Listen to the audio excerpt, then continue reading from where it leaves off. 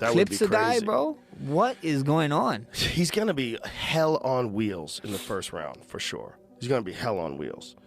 You know, because I don't know how long he can go. I don't know what his joints. That bro, what is going on? He's going to be hell on wheels in the first round. For sure, he's going to be hell on wheels, you know, because I don't know how long he can go. I don't know what his joints feel like. Joe Rogan has reacted to Mike Tyson brutally knocking out a sparring partner in a new leaked footage. On the other hand, Roy Jones Jr., the legendary multi-weight world champion, has offered a stern caution to Jake Paul about the formidable challenge of stepping into the ring with Mike Tyson despite Tyson's age. Jones, who was Tyson's last opponent in their 2020 exhibition bout dubbed Lockdown Knockdown, recalls all too well the sheer power Tyson still wields in an interview with Shane Mosley when questioned about the toughest opponent he'd ever faced. Jones didn't hesitate. He immediately named Tyson as the hardest puncher he had ever encountered. He said, "Mike Tyson is still the strongest puncher that I've ever been in the ring with ever. Now, I think he's 57, maybe 58, yet he's still the strongest puncher. The first time he hit me on my chin, I felt like a mule had kicked me in my chest." Although the bout was officially declared a draw, many fans and punch statistics suggested Tyson had the edge. The event garnered positive reactions, showcasing that matches between retired boxers can still be thrilling without diminishing their storied careers. Jones's remarks carry significant weight as Jake Paul prepares to face Tyson in a professional bout this November. The fight, featuring milder rules due to Paul's 30-year age gap with Tyson, has sparked widespread criticism. Despite this, Paul has vowed to bulk up, a strategy Jones endorses as essential, though not without its flaws. Jones commented, "If he's at 230, that can make it very interesting. Jake's not going to fight close, and he can't stay away from him because Mike will close the gap too quickly. I thought I could stay away from him. I couldn't, and I know I'm better at staying away from people than Jake is." Jones also warned that Paul's added muscle might not be enough to hold Tyson at bay. Jake accepted the extra weight, understanding that he wouldn't be able to maintain distance despite knowing he can't avoid Tyson entirely. Jake is banking on his newfound strength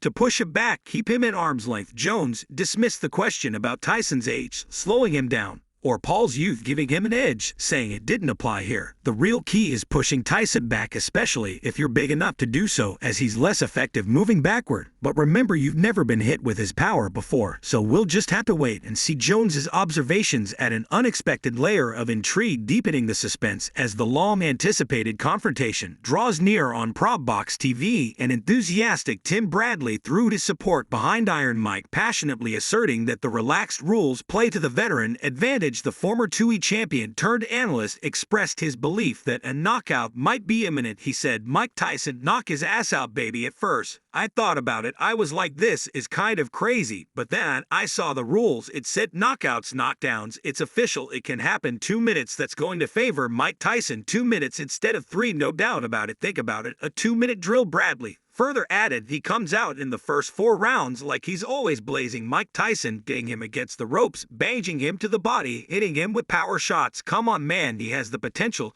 to knock this man out. You know that power is the last thing that leaves you. This is Mike Tyson. We're talking about 2 minutes. That's all it takes. He can get the knockout. Knock Disney boy the hell out." Meanwhile, UFC Hall of Famer Michael Bisping believes that if Jake Paul competed in the Olympics, he'd struggle to shape the narrative in his favor following Team USA's disappointing performance in boxing, where they secured just a single medal. Paul revealed his intention to compete in the 2028 Olympics. Known as the problem child, he boasts a 10-1 record as a professional boxer. His latest victory came in July when he delivered a knockout blow to Mike Perry in the 6th round of their cruiserweight bout. Bisping expressed his intrigue over Paul's decision, noting that Paul won't have any influence over the selection of his opponents. On his YouTube channel, Bisping commented that while it's understandable Paul wants to compete in the Olympics, he respects him for it. He pointed out that Jake Paul is taking an unconventional approach by moving from being a well-known figure with several professional boxing matches to competing as an amateur. Bisping also mentioned that the recent Olympic gold medalist had already fought in 4 professional bouts. He added that if Jake Paul were to win the Olympics, it would be an incredible achievement. All right, so fair enough. The man wants to go and compete in the Olympics, and you know what, I've actually got a lot of respect for him now. I did think that professional boxers weren't allowed to compete at the Olympics. But that rule changed in 2016. Now Jake Paul's kind of doing it the opposite way around because he's very famous. He's had a lot of professional boxing fights, and he's going to go to the amateurs. But the guy that just won the Olympic gold medalist, he's actually had 4 professional boxing bouts as well. Now, if Jake Paul was to win the Olympics, I mean, that would be incredible. Bisping further remarked that if Jake Paul were to compete in the Olympics and win, he would join the ranks of legendary boxers like Muhammad Ali, George Foreman, Joe Frazier, Oscar De La Hoya, Lennox Lewis, Pernell Whitaker, and Mark Breland. However, Bisping pointed out that in the Olympics, Paul wouldn't have the luxury of controlling the promotion, meaning he couldn't handpick his opponents. Bisping also noted that Paul wouldn't be able to choose opponents who are far past their prime, such as a 58-year-old Mike Tyson. He emphasized that the last time Paul faced an opponent of his own size and weight, he ended up losing, and he would join those of the great Muhammad Ali, the GOAT, George Foreman, Joel Frazier, Oscar De La Hoya, Lennox Lewis, Pernell Whitaker, Mark Brand. The list goes on. So many fantastic Olympic boxing champions. Anthony Joshua. Now, of course, for Jake Paul, if you did go and fight in the Olympics, well, first of all, it wouldn't beat his promotion, would it? So he wouldn't be able to cherry pick opponents. He wouldn't be able to take people that are way past their sell-by date like Mike Tyson, who's 58 years old. No, the man that just won the Olympics got the gold medal from Uzbekistan.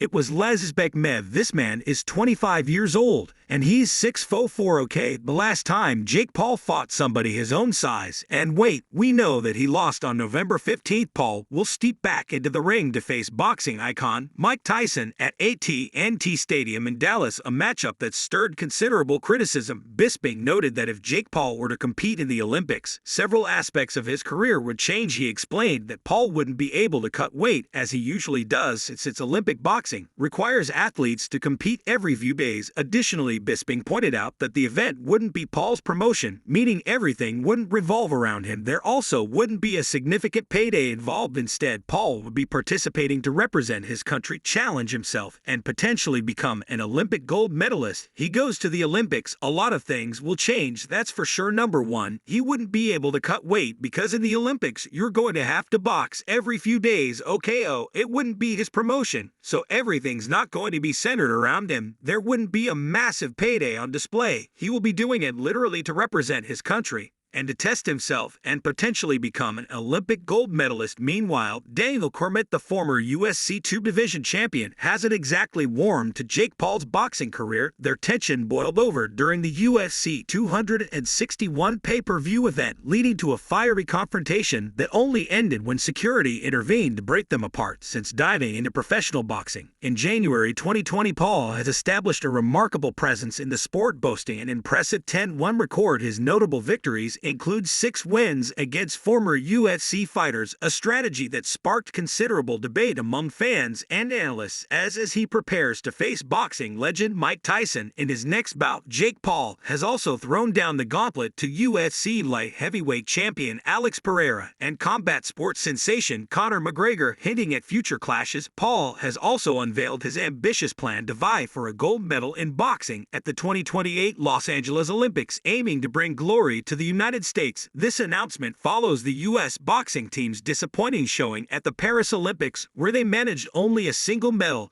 and missed out on gold. In a recent appearance on the BS with Jake Paul podcast, he shared his thoughts. "I'm going to enter the 2028 Olympics for boxing in Los Angeles. I'm sick and tired of waiting around and waiting for another gold for Team USA. I've definitely added another couple of years to my boxing career because of that. But Los Angeles, United States, I'm going to do it. Why not? 2028 Olympics, you heard it here first. Gold medal." Your mind brother Cormier took to Instagram to counter the allegations, sharing a post via MMA Fighting that showcased Paul's remarks. Perplexed by the problem child's assertions, Cormier responded, "Does he not understand he has to qualify, and he can't be a pro fighter and be going backward to amateur? This is crazy. How do people buy this?" In a recent